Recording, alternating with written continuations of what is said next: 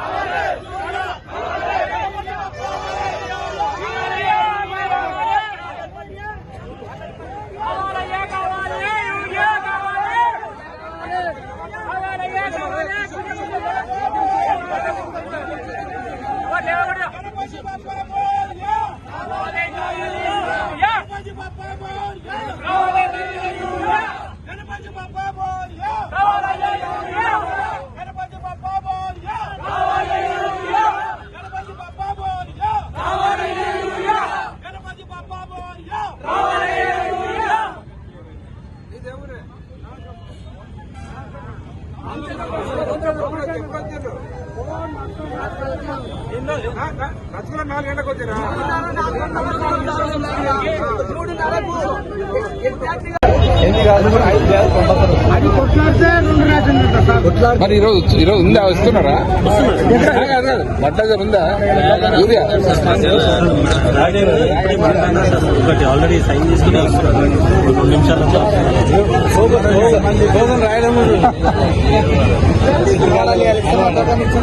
ఇస్తామని చెప్పాను సార్. పొద్దున చిన్ని రోజు వచ్చి కొన్ని 100 రూపాయలు 100 రూపాయలు అవగాహన లేకపోతే సార్, రైతులకు అవగాహన, ఆఫీసర్లకు లేకుండా 2 ఎకరాలకి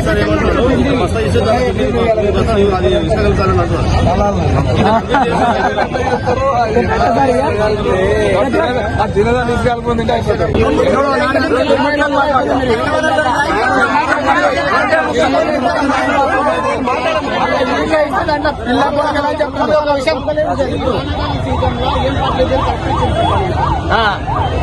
ఏమి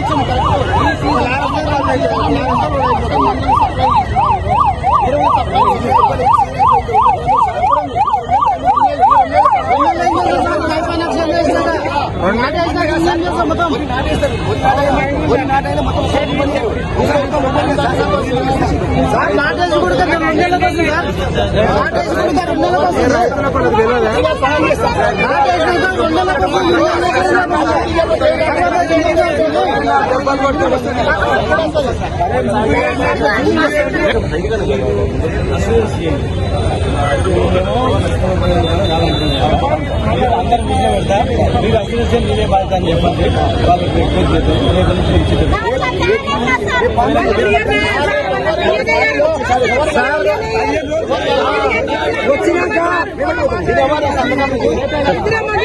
ఇంకా మస్తు చెప్పి తినాలైతే అంతలేదు. గోదాం కాడికి వచ్చి 20 దినాలు మళ్ళీ పోతున్నాం మేము. ఇప్పుడు ఇస్తాం రేపు ఇస్తామని చెప్తే ఏం కావాలి? ఒక నిమిషం ఇలాంటి ఒక మాట మీరందరూ ఎట్లంటే ఎట్లా ఇప్పుడు అగ్రికల్చర్ ఆఫీసర్ను జిల్లా ఆఫీసర్ని పిలిపించినాం. యాక్చువల్ గా ఈ రోజు మేము ముగ్గురం లక్ష్మీరెడ్డి గారు ఆలమరెడ్డి గారు మేము ముగ్గురం కలిసి కలెక్టర్ కలిసి యూరియాని తెప్పియాలి దాని మీద మాట్లాడాలని అనుకున్నాం. మీరు అనుకోకుండా ధర్నా చేస్తుంటే మేము ఇంటికి వచ్చినాం. ఇప్పుడు మీ ధర్నా ఫలితంగా నేను చెప్తున్నాను రేపు పొద్దుగాల ఖచ్చితంగా రేపు స్టార్ట్ చేస్తాం. సార్ తెచ్చి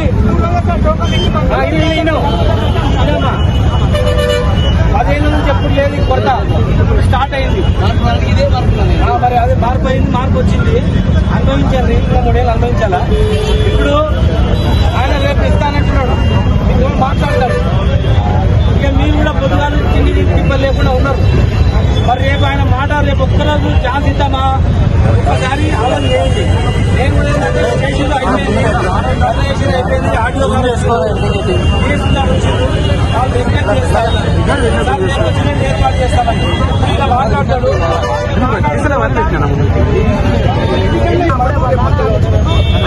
అన్ని పాయింట్లలో మరి ఇదే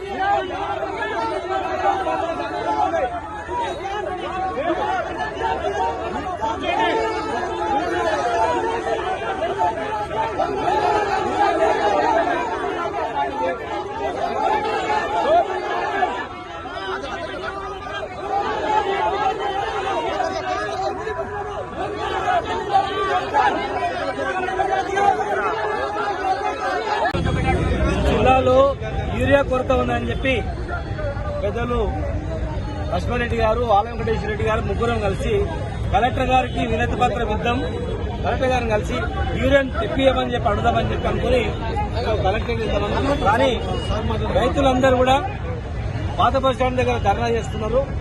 అక్కడ నుంచి ర్యాలీగా వచ్చి మళ్ళా కొత్త బస్ స్టాండ్ దగ్గర రస్తారోకో చేస్తున్నారని తెలిసి ఇమ్మీడియట్ గా ఇక్కడికి మేము రావడం జరిగింది. ఇక్కడ చూస్తుంటే ఒక్కొక్క రైతు 12 రోజుల నుంచి 15 రోజుల నుంచి ఈ చిట్టీలు రాసిచ్చిరంట. ఈ చిట్టీలు పట్టుకొని వాళ్ళందరూ రాత్రి 3:30 నుంచి పొద్దుగాల తెల్లవారుజాము 3:30కి ఇక్కడికి వచ్చిందంటే అర్ధరాత్రి ఆ ఊరు నుంచి ప్రయాణం చేసి వచ్చి 3 గంటల నుంచి కావాలి కాస్తున్నారు. ఇప్పుడు తీరా వచ్చేవరకే లారీలో 400 బస్తాలు దిగుతాయి, ఇచ్చేది మాత్రం 50 మందికి ఇస్తున్నారంట. మరి వచ్చేటివి ఎక్కడ పోతున్నాయని వాళ్ళ బాధ. రావడమే తక్కువ, వచ్చిన దానిలో కూడా మళ్ళా బ్లాక్ మార్కెట్కి అమ్ముతుందా లేకపోతే ఏం చేస్తుందా అనేది తెలవట్లేదు. ఇలా ఒక్కొక్క రైతు సరైన సమయంలో యూరియా అయిపోతే పంట రాదు. ఇప్పుడే ఇంత కొరత ఉందంటే రేపు మళ్ళీ కలుపు తీసిన తర్వాత మళ్ళీ రెండోసారి మళ్ళీ చేయాలి. మొదటి విడతకే ఇంత ఇబ్బంది ఉంటే రెండో విడత కష్టం. ఒక్కొక్క రైతు 35, 40, 50 వేల రూపాయలు పెట్టుబడి పెట్టి దున్నుకొని నాటేస్తే వీళ్ళ బతుకులు ఏమైపోతాయి? ఒక్కసారి మీరు అధికారులు ఆలోచన చేయాలి. సంబంధించిన మంత్రి గారు కూడా యూరియా అవసరం లేకుండా వీళ్ళు ఉట్టి యూరియా రాజకీయం చేస్తున్నారని చెప్పి కూడా మాట్లాడడం జరిగింది. చాలా దురదృష్టకరమైనది.